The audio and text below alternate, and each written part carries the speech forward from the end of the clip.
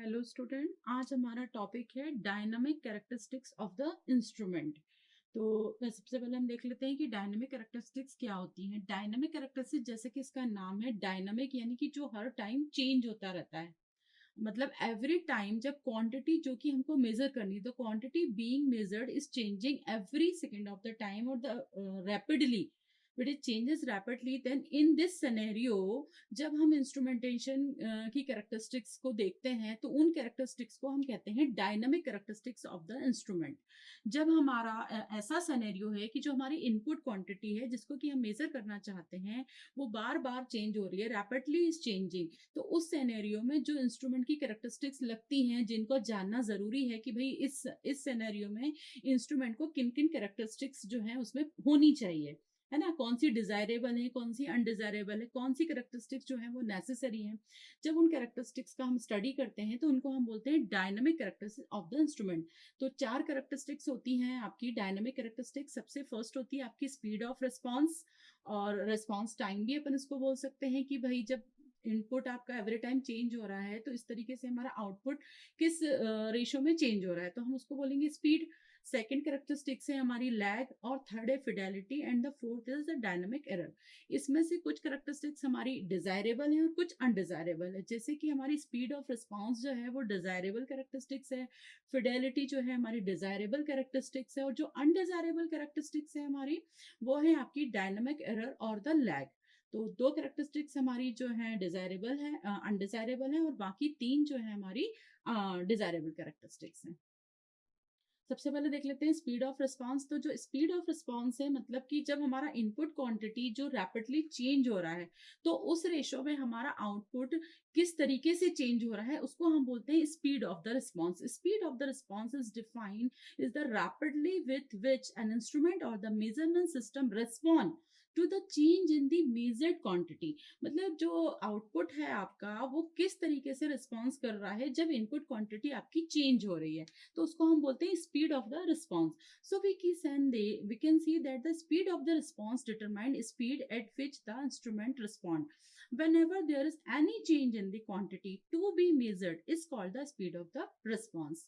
Second आपका है response time, कि हमारा जो क्वांटिटी जो इनपुट की चेंज हो रही है, जब वो क्वांटिटी इनपुट में चेंज हो रही है तो जो उसका टाइम है चेंज होने का, और उसके बाद जो हमारी आउटपुट क्वांटिटी है वो कितने टाइम में चेंज हो रही है, मतलब उसका टाइम क्या है रिस्पॉन्स का, वो कितनी देर में रिस्पॉन्स हो रही है, तो इस तरीके से हम उसको बोलते हैं कि टाइम ऑफ रिस्पॉन्स। तो ये जितनी भी क्वांटिटी है यानी कि स्पीड ऑफ रिस्पॉन्स है और जो आपका रिस्पॉन्स टाइम है, ये दोनों क्वांटिटी को जो है ना हम आउटपुट कैरेक्टरिस्टिक्स में मेजर करते हैं। तो आउटपुट कैरेक्टरिस्टिक्स जो होती है आपकी इंस्ट्रूमेंट की, उसको हम इस तरीके से देखेंगे ग्राफ के वे में।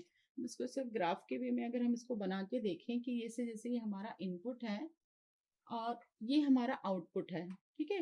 तो अगर हमारी क्वांटिटी जो है हमारी कि इस तरीके से चेंज हो रही है, सी इसका सेटलिंग टाइम है हमारी, अगर क्वांटिटी इनपुट में इस तरीके से है, इस तरीके से हमारी इनपुट में क्वांटिटी हमारी चेंज हो रही है, तो जो हमारा आउटपुट है वो किस तरीके से उस चीज को फॉलो कर रहा है, कितनी देर में रिस्पॉन्स कर रहा है, this is called the input. अगर हम जीरो से भी ले लें तो किस तरीके से ये इसको है ना कितनी देर में इसको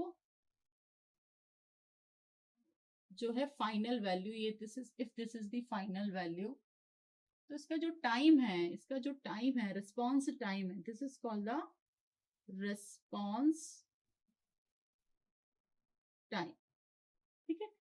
तो ये हो गया हमारा रिस्पॉन्स टाइम। तो रिस्पॉन्स टाइम जनरली हम इसको किस तरीके से डिफाइन करते हैं कि जब आपकी इनपुट क्वांटिटी है 90 से 99% अचीव कर ले आउटपुट को, तो उसको हम बोलते हैं इसका रिस्पॉन्स टाइम।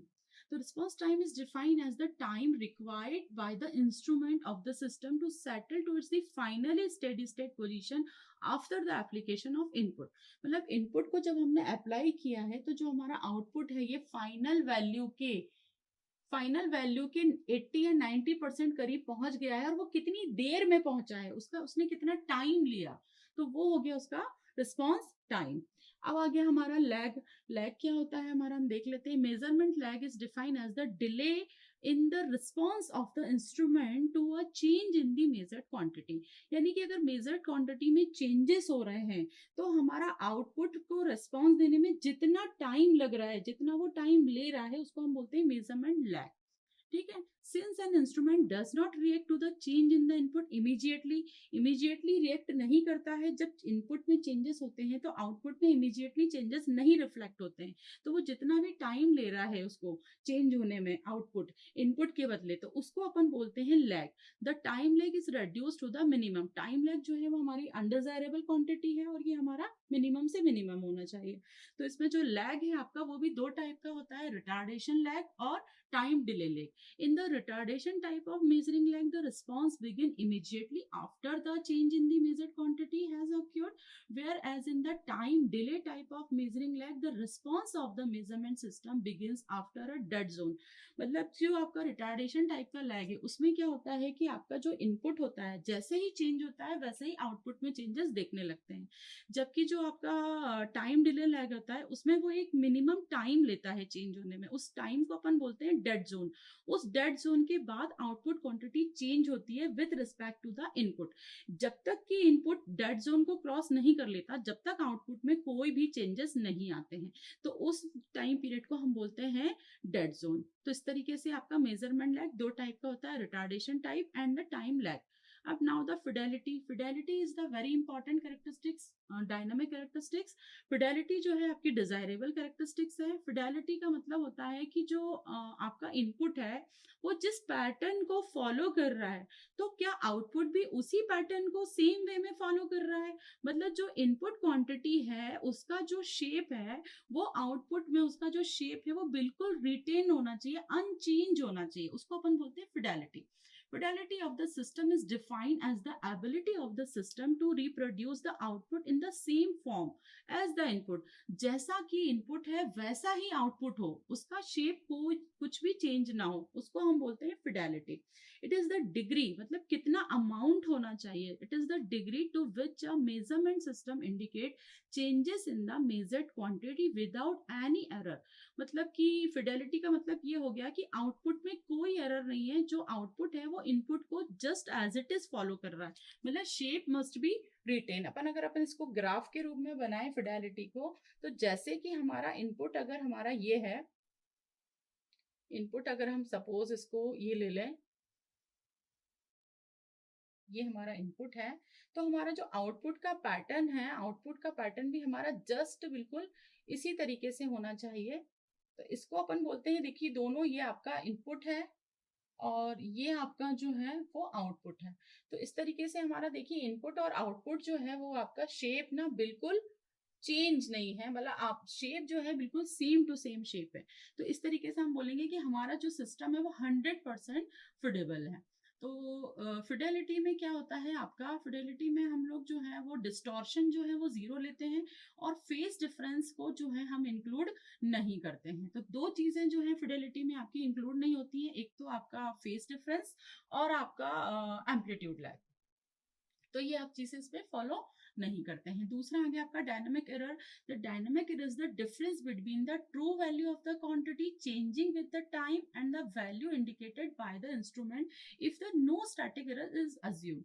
यानी कि डायनामिक एरर जो है वो आपका difference of output and input है। इनपुट जो कि एवरी टाइम चेंज हो रहा है और आउटपुट जो है हम एक particular instant of the time पे ले रहे हैं जब हमने नो स्टैटिक एरर कंसिडर की हुई है।